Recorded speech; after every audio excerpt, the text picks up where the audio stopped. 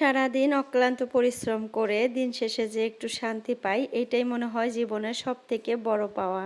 আসলে আমরা নারীরা এই ছোট ছোট মুহূর্তগুলোতে যদি খুশি আনন্দ খুঁজে না পাই তাহলে হয়তো আমরা বেঁচেই থাকতে পারতাম না। আমাদের জীবনটা অনেক আগেই থেমে যাইতো, কারণ আমরা নারীরা কিন্তু চাইলেই সব কিছু করতে পারি না। মন খারাপ হইলে বাইরে যাইতে পারি না ঘুরতে, মন খারাপ হইলেই একটা জিনিস মানে খেতে পারি না নিজের ইচ্ছা করে। আমরা নারীরা কিন্তু অনেক কিছু স্যাক্রিফাইস করি। তো স্যাক্রিফাইস করার পর এই ছোট ছোট মুহূর্তগুলোতে যে এই ছোট ছোট আনন্দগুলা খুঁজে পাই, এটাতেই কিন্তু আমরা অনেক কিছু মনে করি আর খুব সুখী বা হ্যাপি থাকার চেষ্টা করি। তো চলো, অনেক দিন পর আজকে আমি ব্রয়লারের মাংস রান্না করব, মানে চিকেন রান্না করব, তাও আবার পোলট্রির। তো আমরা কিন্তু এই ব্রয়লার বর্তমান খাওয়া একদমই বন্ধ করে দিছি। বর্তমান বলতে অনেক দিন থেকে খাওয়া একদম বন্ধ করছি, খাই না। তোমাদের ভাইয়া আনেও না আর আমরা খাইও না। এটা খাওয়া শরীরের জন্য অতটা উপকারও না, তার জন্য মানে অতটা বলতে উপকারী না, তার জন্য খাই না। কিন্তু কালকার ছেলে হঠাৎ করে বলতেছে যে আব্বু আমি মাংস খাবো, ব্রয়লারের মাংস খাবো। তো তারপর তোমাদের ভাইয়া আধা কিলো মাংস আনছে ওর জন্য জাস্ট, কিন্তু ও কিন্তু এখন একাই খাবে না, আমরা সবাই খাবো। যেহেতু অনেক দিন পর, তো ভাবলাম যে আজকে একটু খাই। তো চলো, আমি মাংসটা কিভাবে রান্না করি সেটাই তোমাদের সাথে আজকে শেয়ার করি।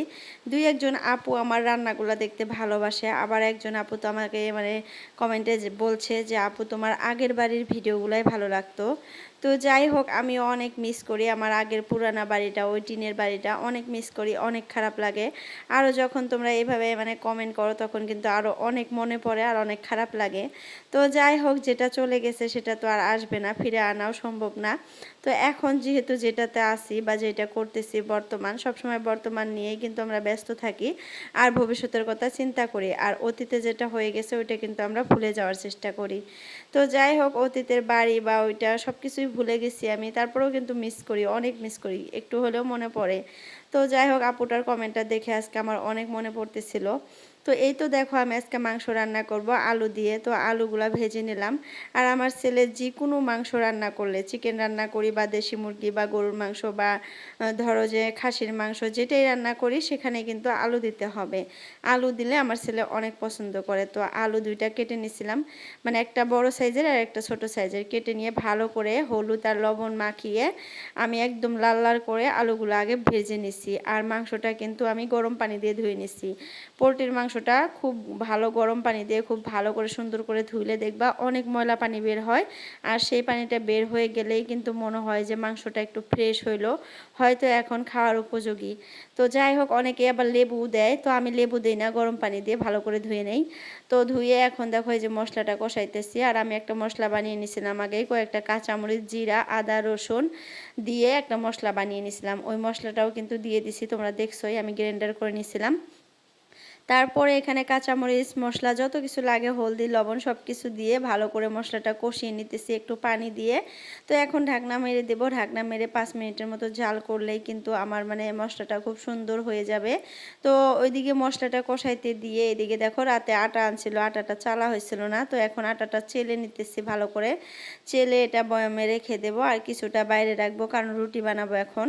আর ছেলের কিন্তু আজকের থেকে এক্সাম শুরু হয়ে গেছে, তো আমার আব্বুটা কিন্তু উঠে পড়তে বসে গেছে, তোমরা প্রথমেই দেখছো, মানে ফার্স্টেই কিন্তু আমি ওইটাই দেখাইছি, আমার ছেলে পড়তে বসছে আর আমি রান্না বান্না করব আর ওর জন্য ভাত রেডি করব। আর আজকে কিন্তু আমার ছেলের 10টায় স্কুল ছুটি, যেহেতু এক্সাম, তো 8টা থেকে 10টা পর্যন্ত, আর টেস্ট এক্সাম 2 ঘন্টা। তো তার জন্য কিন্তু ও টিফিন নিবে না, বাড়িতে এসে খাবে, তার জন্য একটা রুটি ওর জন্য রেখে দেব, ও এসে খাবে। আর 2 ঘন্টা যেহেতু, তার জন্য কিন্তু টিফিন খাওয়ার সময় নাই, খাইতেও দেয় না।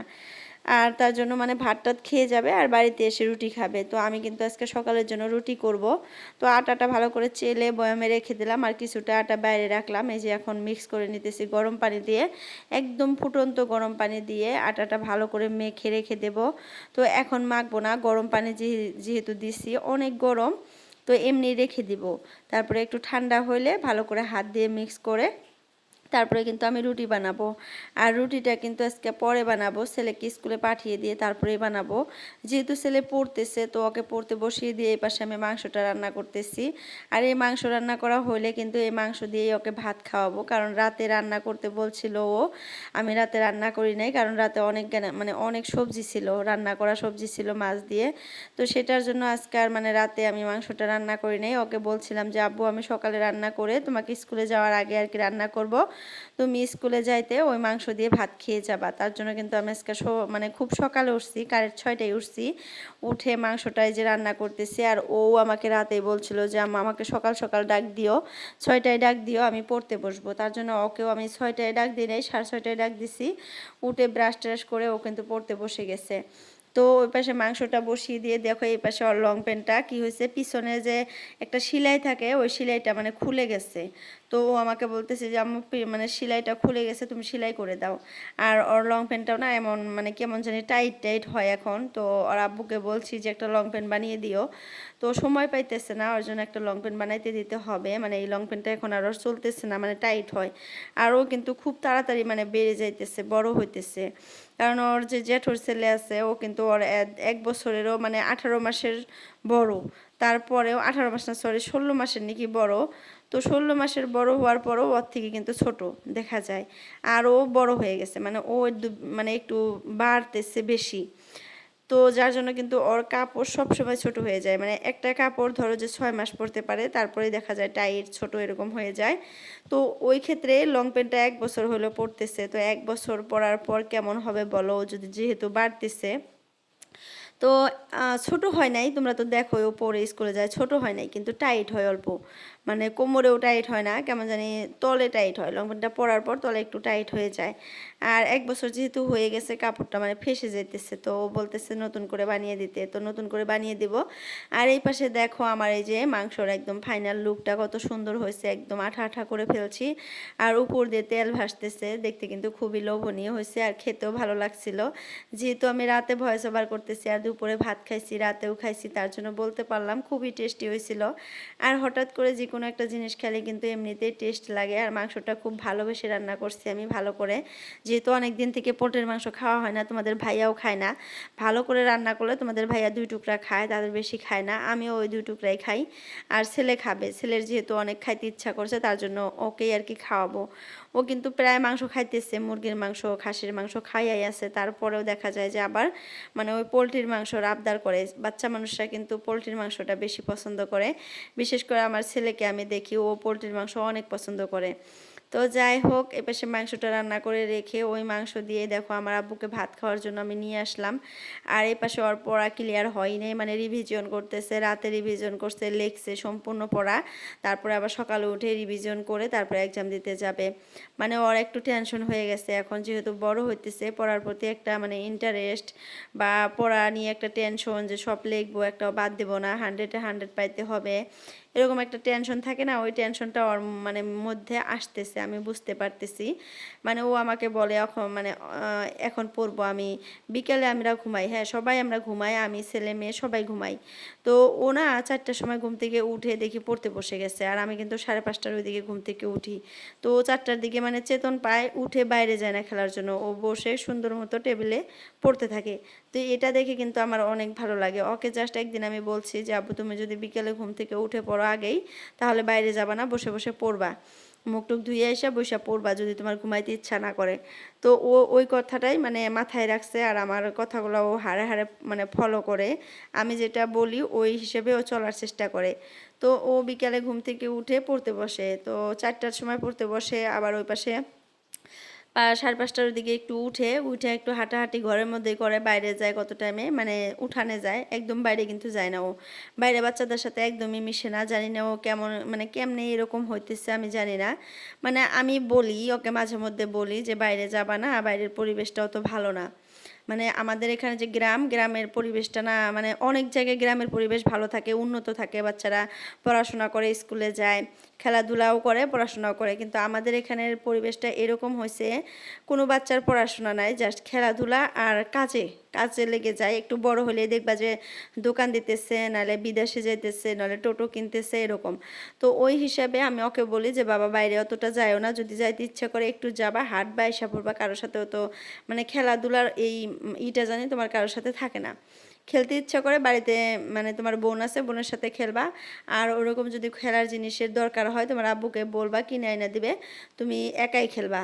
আর ওর যে জেঠুর ছেলে আছে ও কিন্তু বাইরে যায়, ও বাইরে গিয়ে প্রচুর খেলে, মানে বাড়িতে থাকবে 5 মিনিট যদি সময় পায় ও বাইরে গিয়ে বাইরে বাচ্চাদের সাথে খেলে। তো আমার ছেলের সাথে খেলে না ও, মানে ঘরে আসে না, ও ডাইরেক্ট বাইরে চলে যায়। ও ওইরকম মানে ওই পরিবেশে বড় হইতেছে ও, আমি দেখতেছি, অনেক দেখি ও বাড়িতে থাকেই না। যতটুকু টাইম পায়, মানে 5 মিনিট বললাম না, 5 মিনিট যদি সময় পায় ও ঘর থেকে বের হয়ে দৌড়ে বাইরে চলে যায়, সব বাচ্চাদের সাথে খেলে, তারপরে আসে। তো ওই ক্ষেত্রে দেখি ওর মানে ওর যে পরিবেশ, ও যেভাবে বড় হইতেছে, ওকে মানে এটা খারাপ না, ওই বাচ্চাদের মতো হইতেছে, মানে এরকম পড়াশোনার প্রতি অতটা মানে ইন্টারেস্ট না, আর জোর জবরদস্তি করানো হয়।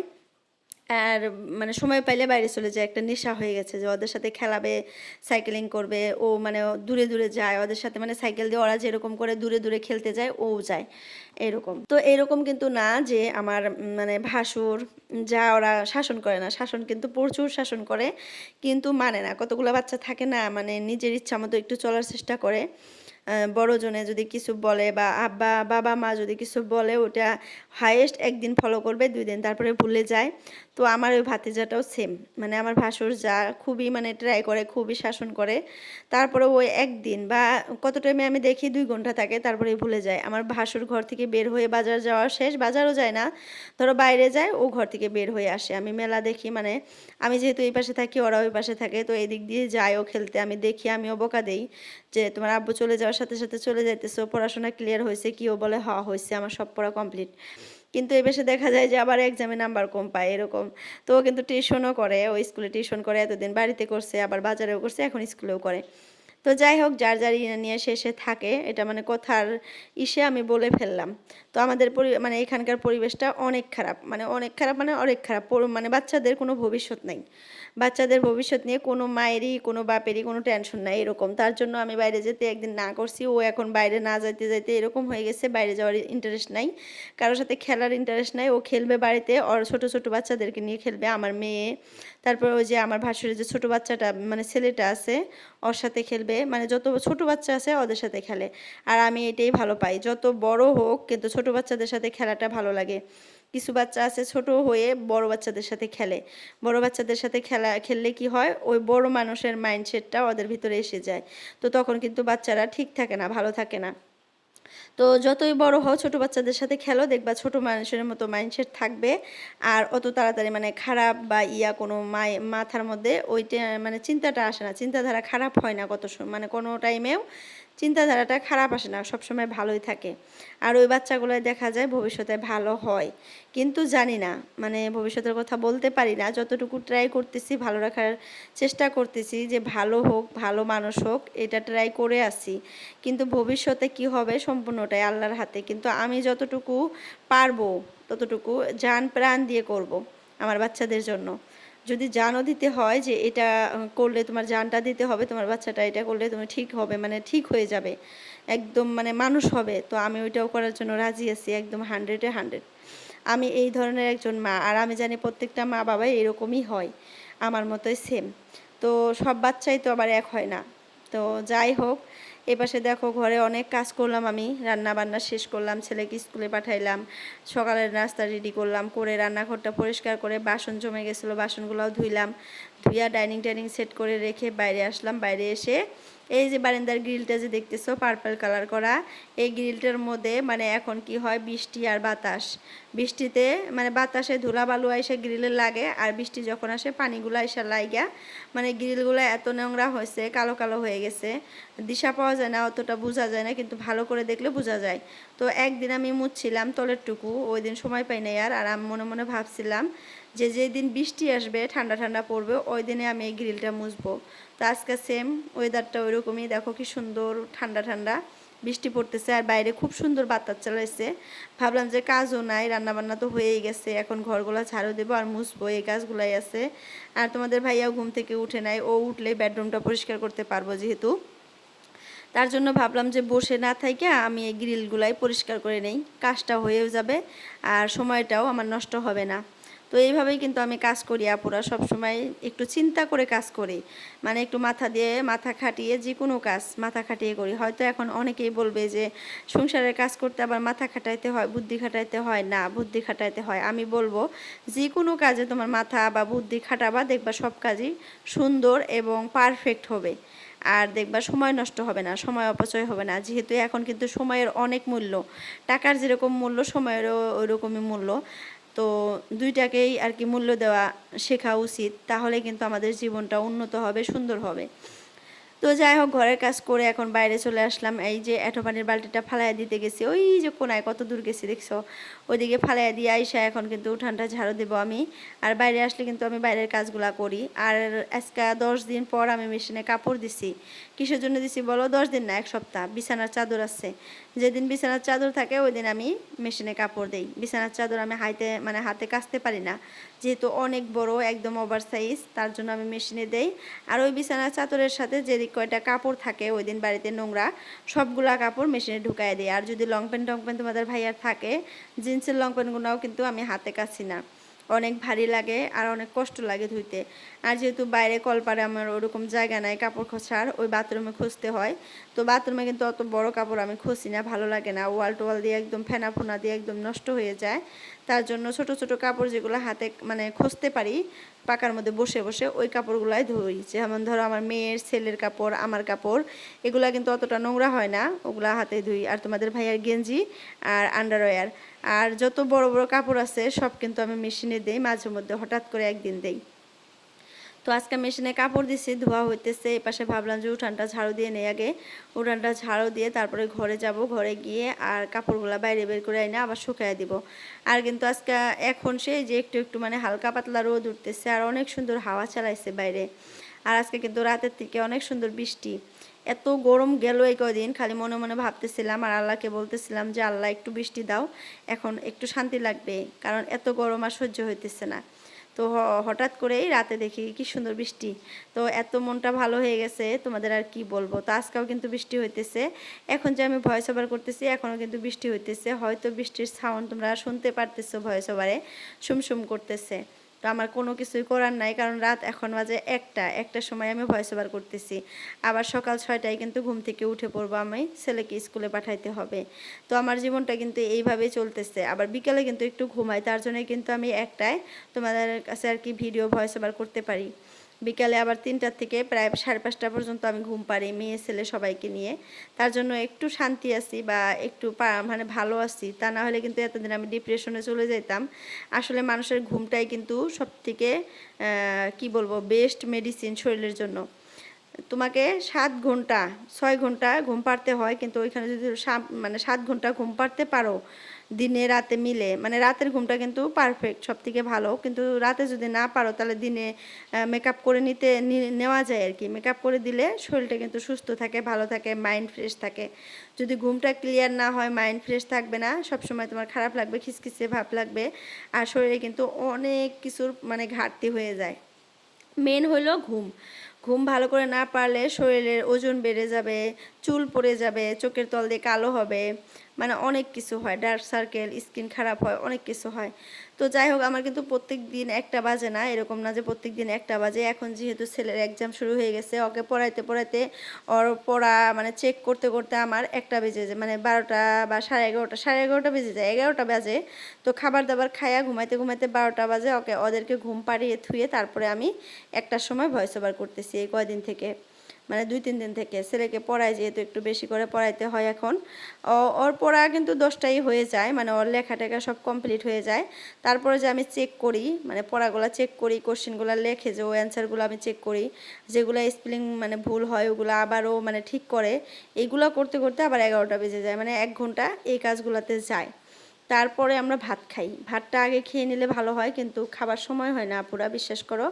মানে খেতে চাই কিন্তু হয় না, সময়টা হয়ে ওঠে না। তো মাঝে মধ্যে তো মেয়েকে তোমাদের ভাইয়া মানে খাওয়ায়, বাইরে থেকে এসে দেখে আমি ছেলেকে পড়াইতেছি, অনেক মানে টেনশনে আছি ওর পড়া নিয়ে, তখন তোমাদের ভাইয়াই মেয়েকে বসে বসে খাওয়ায়। তো তারপর আমরা ভাত খাই, ভাত খেয়ে সব কিছু ধুয়ে একদম মুছে রাতেই কিন্তু সব ক্লিন করে রাখি, রান্নাঘরের বাসনপাতি সব ধুয়ে রাখি, যত কষ্টই হোক রাতের বাসন আমি রাতেই ধুবো, ঘর ঝাড়ু দেবো, সব কিছু মুছে ক্লিন করে তারপরে কিন্তু আসি ঘুমানোর জন্য। আর এই পাশে ঘুমানোর জন্য এসে কিন্তু দেখি বিছানা টিছানা সেট করে তোমাদের ভাইয়া ছেলে মেয়েকে নিয়ে শুয়ে পড়ছে, তখন আমি মেয়েকে ঘুম পাড়িয়ে তারপরে 12:30টার ওইদিকে আসি ভয়েস ওভার করার জন্য। আর ভয়েস ওভার করতে করতে প্রায় 1টা বেজে যায়। তো যাই হোক আপুরা, আজকের জন্য ভিডিওটা এতটুকুই রাখলাম। বাই বাই, আল্লাহ হাফিজ। সবাই সুস্থ থেকো, ভালো থেকো, আর আমাদের জন্য দোয়া করো। Bye bye.